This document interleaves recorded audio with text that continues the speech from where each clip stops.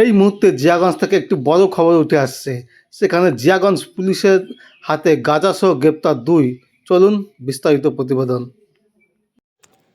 জিয়াগঞ্জ পুলিশের জালে আবারও 4 গাঁজা পাচারকারী। গোপন সূত্রে খবর অনুযায়ী গতকাল সকালে জিয়াগঞ্জ পুলিশ প্রশাসন 2 জন অভিযুক্তকে গ্রেপ্তার করেছে।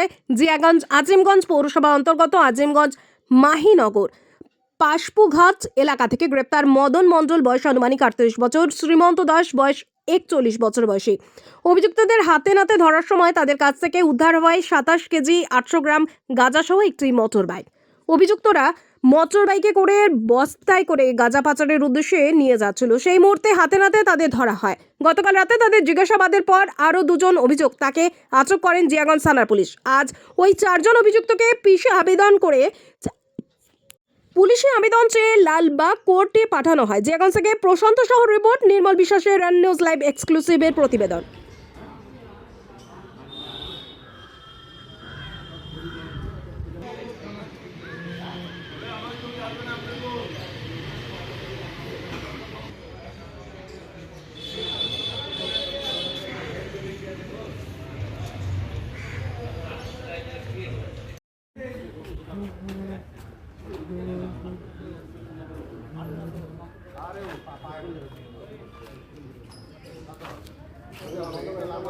এই ওইভাবে একটা